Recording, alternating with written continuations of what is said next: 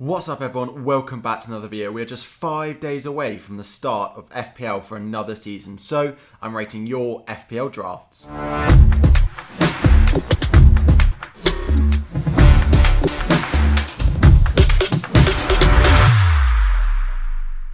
What's up everyone, welcome back to another video. We are on Sunday and it is just 5 days, as I mentioned, away from the start of FPL for another season. So those drafts are almost there. You guys are putting a lot of time and effort into tinkering with your team. So I've got 5 new drafts that I'm going to have a look at and we're going to rate them all, give you the positives and negatives and an overall score out of 10. Let's hope that you're getting higher than the 3 that Jose Mourinho is giving you there, but let's dive into these drafts. So we've got the first draft in here from FPLTIPZ over on Twitter. So again, thank you all so much for sending these teams in. There were over 200 of you guys who wanted to have your teams mentioned. I couldn't rate all of your teams, of course, but hopefully I've picked out 5 teams that are very different in structure, hopefully from each other. So there's going to be talking points that I'll go through that you can apply to your teams. So the first team here, straight away, we've got a 3-5-2 formation. We've got new signing Danny Ings and Antonio up front. Ayling sitting on the bench there, and then we've got some big hitters in midfield as well as a lot of premiums in defence.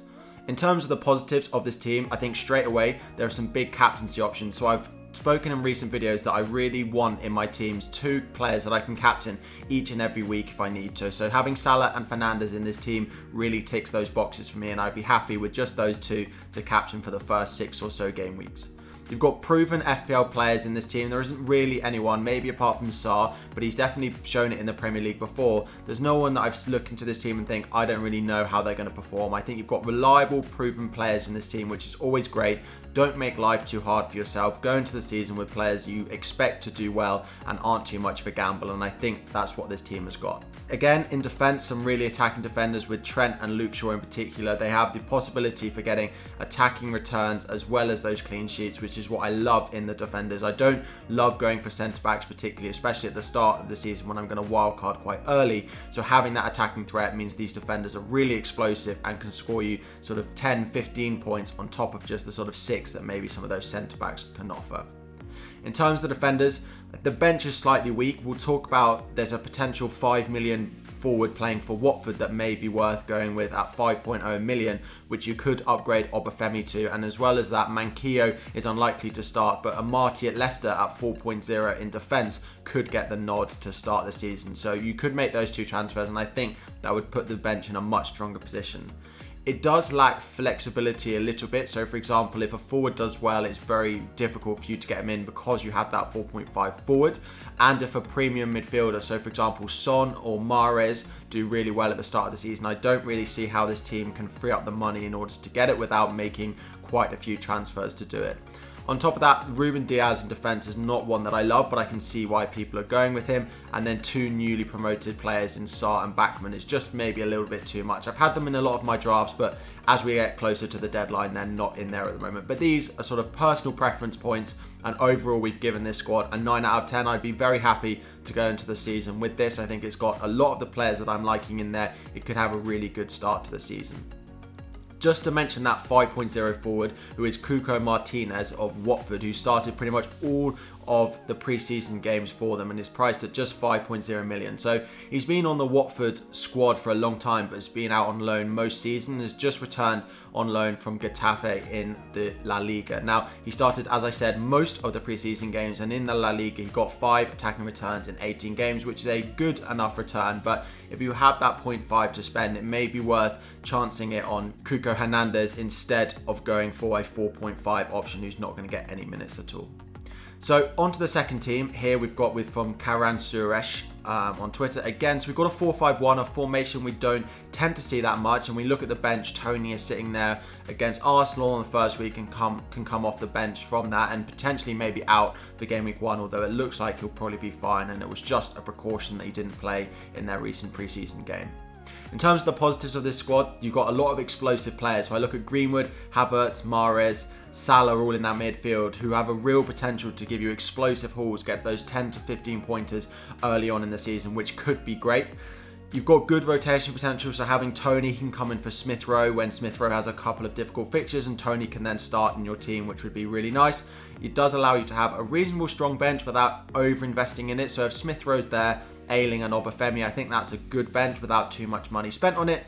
and I think it's quite flexible. So if a player does well, it's pretty easy for you to get to pretty much any player in the game with this squad looking at it. So I would potentially want Trent in over Robertson, but I generally think there's not that many players that could do really well that you would struggle to get to with their 1 or 2 moves.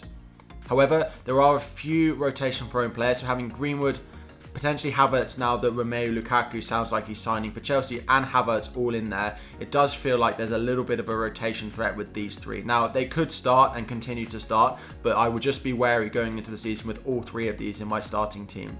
As well as this, there are a lack of captaincy options. So in this team, the only player that I'd be comfortable putting the captaincy armband on is Salah. And game weeks 3 and game weeks 4 for Liverpool are slightly more difficult, and I'd potentially be looking to move my captaincy armband off Salah for those 2 games. So if this team could get up to one of those, other maybe Son or even a Bruno Fernandes. Son sort of worst case scenario, but Bruno Fernandes would be better, then it really would make this squad really good. So I've given it an 8 out of 10 just for those slight few points that I'm not in love with the midfield. Individual players I really like, but from a general point of view, I think it could do with a little bit of improving, but an 8 out of 10 is definitely a strong score, and I like this squad a lot. Next up, we have this team from Sinister Me. So it's a 3-4-3 with Havertz as captain, and then we have a 4.5 defender on the bench, Gilmour, and then Livramento, new signing for Southampton, who could get some minutes as well. So Meslier in here is a pick I haven't seen. I do quite like him at 5 million, so quite an interesting pick in goal there. Not one that I've seen very much. In terms of the positives of this squad, it's got really good, strong squad depth. This is about as strong as I would want it to be. So you've got a 4.5 midfielder, a 4.5 defender, and then a 4.0 defender who could get some minutes. It may be a Marty the best option, but that could easily be changed ahead of the start of the season. Attacking defenders, so Dean, Trent, Shaw, good clean sheet potential, but also a lot of attacking threat as well. I wouldn't worry too much about the result in pre-season recently for Everton against Manchester United. I still think they're a good asset to own, and I do have Dean in my team at the moment. Flexible squad, so with all those mid-price midfielders, it could be quite easy to get up to pretty much any player in the game because you could downgrade one of them, move a little bit of money around. So it is quite a flexible squad despite not having a premium in it at the moment. And as well as this, there are a lot of proven FPL assets. I don't really look into this and think there's no one here who hasn't been a good FPL asset at some point, apart from Kai Havertz, but he's shown it recently, a lot of good form in pre-season, at the end of last season, and of course in the Champions League and Euros as well. So I do really like this squad, but for me, the big thing that stands out is it's missing that reliable captaincy option. So if you could upgrade Havertz and try and find money to get up to someone like Salah, I wouldn't want to go into the start of the season without that big reliable captaincy option at the start. I just think it's too much of a risk to be trying to use those 3 midfielders or those 4 midfielders as your captain options for the start of the season. As well as this, although I love a lot of those midfielders, there are a few rotation headaches, especially with, of course, Chelsea now signing Romelu Lukaku. Mahrez, Jota, Havertz are all a bit rotation prone, and then if you look at the bench as well, there's not loads to come on if they're being regularly, if one of those 3 midfielders are regularly being put to the bench. So I do like it, but I would just try and shuffle a little bit of money around. So for example, downgrading Havertz and upgrading Jota to Salah, for example, like that. Trying to do a little bit more with your money to get that reliable asset into your team that you can captain as much as you want throughout the start of the season. But I do like what someone has tried to do with this without the premiums, but it's not for me, and I think there's other chances for you to do that throughout the season, and it's just not me for game week 1. So I've given this squad an 8.5 out of 10. I do really like it. A few little changes I think would make it a really strong squad for the start of the season. Next up, we have this squad from FPL Yugi. So 3-5-2 again. We've got Tony and Antonio up front. We've gone with Buendia as the Aston Villa pick. Gundogan in there is a pick that we haven't seen a lot, and I think he has a lot of potential given that Foden and De Bruyne are out for the start of the season. Since I've heard that news, I have considered him for my own team at 7.5 million. So yes, Tottenham in game week 1, but they play Norwich at home in game week 2. So I think there's a good chance he gets some returns there. In terms of the positives, so strong team with depth. So Ben White, then you've got a Marty on the bench, and then a 4.5 forward. Of course, we've spoken about potentially if you could free up some money to go for that 5.0 forward, it could be worth it. But looking at your starting lineup, there aren't that many rotation players, so hopefully you won't need to go into your bench very much at all. You've got good captaincy options in there, so having Salah, Fernandes means you've got someone to captain each and every week, even if one of them gets injured, so I really like that. As I've mentioned, it's a key thing that I'm looking for in teams. Attacking defenders, again, Trent, Dean, Shaw are very common triple up in defense with Sanchez behind. The most template defense and goalkeeper we've got, but there are reasons for that. They are great picks, and you've got just proven FPL assets. So all of these in here, maybe apart from Tony and Buendia, are players that have been proven in the Premier League, proven FPL assets for us all. But Buendia and Tony, I think there's a good chance that they can be added to that list throughout this season as well. In terms of the negatives, it does lack a bit of flexibility. So, for example, if another forward does well, or a premium midfielder like Son, for example, how do you go and get them in? But these are very small things that I can pick out in this squad. I do really like it. I think the bench is strong enough even without having a 4.5 midfielder. So I've given this a 9 out of 10 just because of that little bit of flexibility, and then maybe just keep an eye on whether Buendia is fit because he's not in the squad for Aston Villa in their friendly today. But a 9 out of 10, I really like this squad, and there's a chance that I might copy a few little things out of it. That's how much I liked it. Just before we get into the final team, a quick reminder that today is the final day to vote for your favourite FPL content creator in the Content Awards. So if you do fancy, for some reason, giving me your vote, there is the link and the instructions in the description. Just follow those. But let's get back to those teams. Going into the final squad, we have this 4-3-3 sent in by CFCDM on Twitter. So we've got Sarr in there, but then also we've got Rafinha in the bench who can rotate with him. And then we've got a big three up front, Ings, Tony, Antonio, the same front three that I've got at the moment, as well as having a very strong defensive four at the back.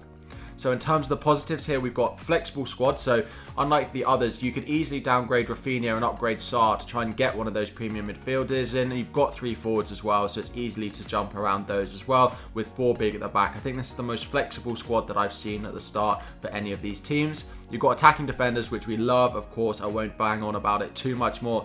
And you've got those captaincy options in there. So this is really ticking all the boxes that I could need. Flexible, good captaincy options, proven FPL players, and attacking defenders. It's a really nice squad.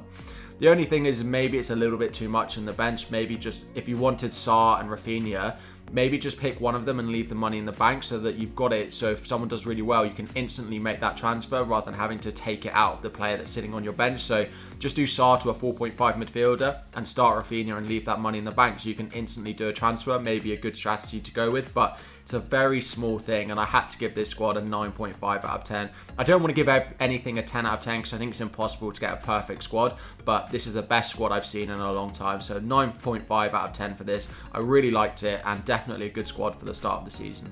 So those are 5 squads that I've looked at for the start of the season. I hope you have enjoyed. Hopefully there are some things that you can take into your squads to change the way maybe you're thinking if your squads are not quite as you want them to be. We've got videos coming every single day, as well as 3 live streams between now and the start of the season. So please do subscribe and turn on notifications if you have enjoyed this. We're going to make sure you get the best rank possible you all can this season, and hopefully I can help to do that. If you aren't in the league code down below, make sure to do that. Monthly prizes to be won, completely free to enter. But as always, that's all we've got time for. Please like and subscribe before you go, and I will see you all tomorrow.